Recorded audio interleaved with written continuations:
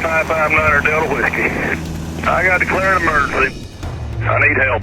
We have a dead pilot and a King Air 200, and the passenger is hand flying the aircraft. Do you have any experience in a King Air? Negative. A small plane climbing like that could get really slow to the point where it would stop flying and go into a spin. You start thinking realistically that this man, his wife, and his two daughters are probably not going to land on the runway safely, and we will probably be the last people he ever speaks to.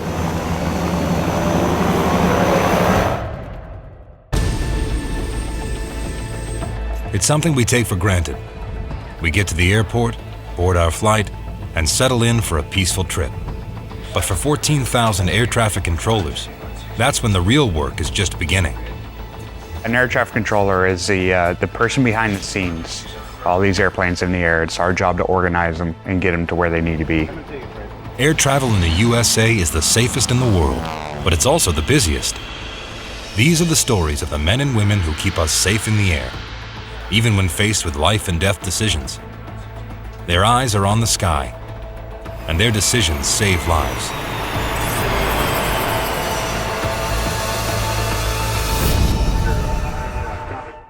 It's Easter Sunday, 2009. Doug White, his wife, and two teenage daughters board a chartered plane in Marco Island, Florida. They're returning home to Louisiana after attending the funeral of Doug's brother, his only sibling. Everything seems fine on takeoff. Doug, who has taken a few basic flying lessons, sits up front with the pilot. And I'd asked the pilot, and I said, how do you talk on the radio? And he'd showed me what button to push, and that was it. And other than that, it looked like the space shuttle up there to me. At 8,500 feet, the pilot is in the process of checking in with Miami Tower when something terrible happens to him. What he says is, Miami Center, King Air 559, Delta Whiskey 510. He just kind of ran out of air, and that's what made me turn and look at him. And then that's when he dies, suddenly. My pilot's deceased. I need help up here. The first thing that went through my mind was, we don't have much of a chance up here, but if he falls forward on that yoke and pushes those controls forward, we have no chance. My wife starts getting hysterical, and she starts shaking him and hollering and calling out his name, and I said, get him out. One of the girls got sick, another girl was crying, but Mama had them all hugged up like mother hen, and I told them, I said, you two, y'all need to get in the back, y'all need to start praying, and you need to pray hard, because there's something I have to do.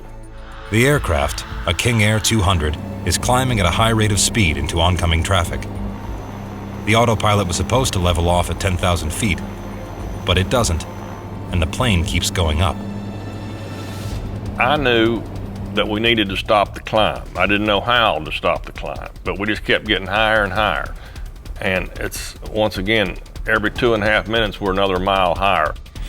Miami controller Lisa Grimm has some piloting experience and jumps onto the console. Do you have any experience in a King Air? Negative.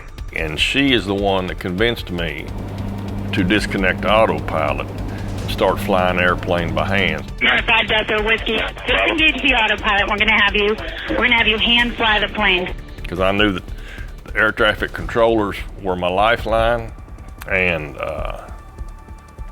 if I lost them, I didn't have any chance at all.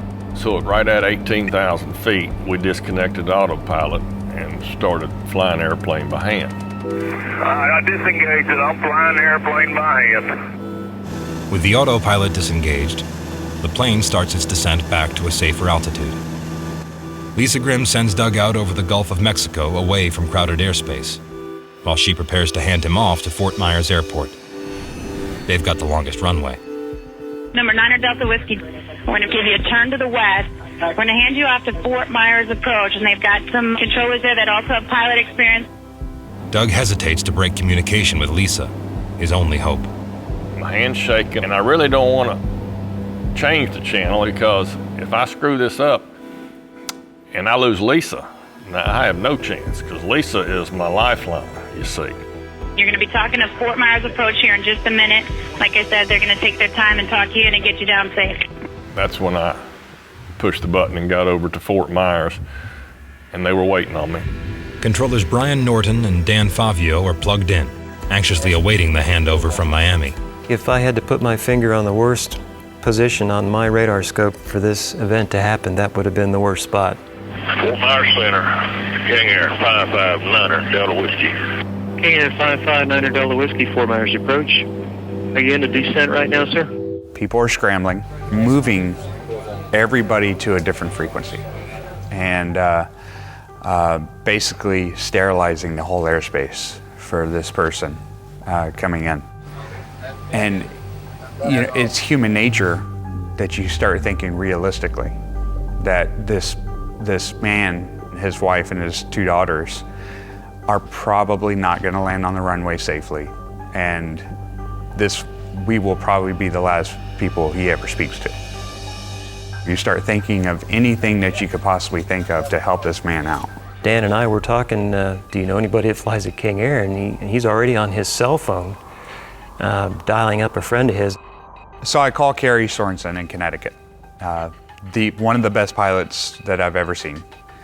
He can fly anything and everything you put in front of him, and he has thousands of hours in a King Air 200, just like Doug is flying this day.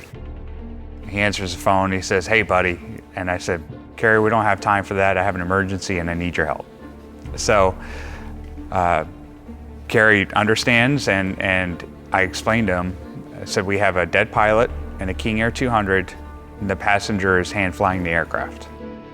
And my heart sank. I didn't think we had a shot at all.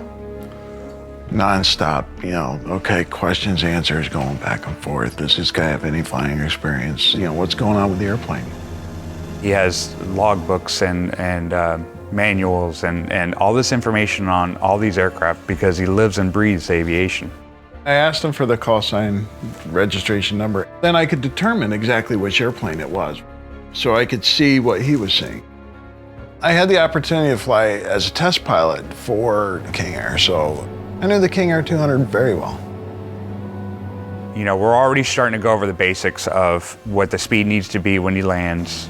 We're going back and forth, and Doug is just really having a lot of trouble keeping the airplane level. Dan was feeding me data from that airplane. Anytime Doug came over and asked, you know, a question, that question usually made it down the line because it was a 4-person chain. An airplane's not going to fly level by itself. This airplane was configured with a nose-up attitude, so I've got a hold of the heaviest thing I've ever grabbed in my life, and I've got to try to push these controls forward to get that nose back down. We see as air traffic, the ground speed increasing and decreasing, and the altitude was going up, and it was clicking off and going down, and it was just an erratic target, so I knew he was in trouble. No controller ever wants to sit down to the reality of being the last person that this person speaks with. At the time, you don't think about, you try not to think about it. The reality is in the back of your head. We're 8 or 9 miles out over the Gulf of Mexico, and it's a baby blue sky going into baby blue water. Well, I've got enough sense to know, even then, that if you're going due north out of southwest Florida and you turn west, there's nothing out there but water for 3 hours, all the way to Texas, nothing but water. So I don't know if they're turning me out there, so if I have to crash this airplane, that nobody else will get hurt or what. Doug needs to make a turn to land back at Fort Myers, but with no horizon, he's getting disoriented. I have no horizon, so I'm afraid to turn because I don't want to upset the plane. I don't want to turn it upside down. I'm scared I'm going to do that. And I could see some erratic movement in the target again. He was struggling. So I realized he's probably getting vertigo. He's going to lose control of the airplane. I reached down there and turned the autopilot on, and as soon as I turned that autopilot on, that plane yawed around real abruptly to the right, and it scared me to death. And I turned it back off, and I said, no, I can't be dealing with this. So I needed a way to get control of the airplane. And Kerry tells him, fly it like a hand fly it like a plane. Just fly it like you know how to fly. And November 9 Delta Whiskey, are you using the autopilot or are you flying the airplane? May the good Lord hand flying this 9 Delta Whiskey. How many souls on board? 5. He's getting his head count in line, and I'm trying to keep this thing from slowing down and falling out of the sky.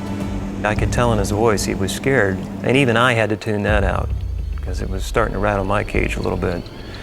I thought I was going to have a front row seat to a very bad ending.